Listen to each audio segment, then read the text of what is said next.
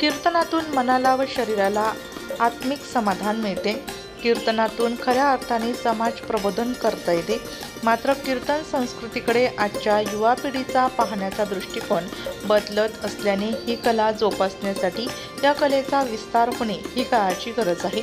आज नावाजलेले कीर्तनकार कीर्तन कला जिवंत ठेवण्यासाठी कसोशीने प्रयत्नशील असताना कळवण तालुक्यातील रवळजी येथील युवा कीर्तनकार ऋतिक महाराज भालेराव या युवकाने अवघ्या 15व्या वर्षी त्र्यंबकेश्वर येथे आध्यात्मिक शिक्षण घेत कीर्तन कलेच्या माध्यमातून समाज प्रबोधनाचा वसा पुढे नेणाऱ्या रवळजीचा युवा कीर्तनकार ऋतिक रावसाहेब भालेराव यांच्याविषयी नाशिक जिल्ह्यातल्या कळवण तालुक्यातील रवळजी गावामध्ये हरिभक्त पारायण ऋतिक भालेराव याचा जन्म झाला.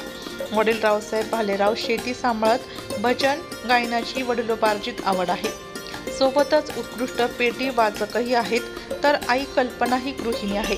त्यामुळे ऋतिक कीर्तनकार व्हावे अशी त्यांची इच्छा होती.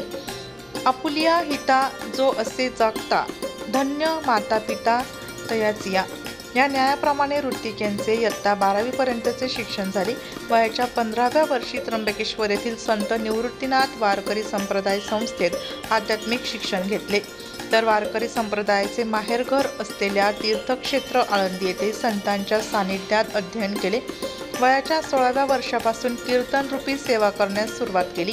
शिक्षणाच्या प्रवाहात सामील न होता कीर्तन कलेत पारंगत असलेले सादर करणाऱ्या व लीलया कीर्तनकार ऋतिक यास कळवण, मालेगाव, सटाणा, देवळा, धुळे व नाशिक जिल्ह्यात कीर्तनाचा स्टेज मिळत गेल्याने ऋतिक महाराज भालेराव यांचे आज सर्व स्तरातून अभिनंदन होत आहे.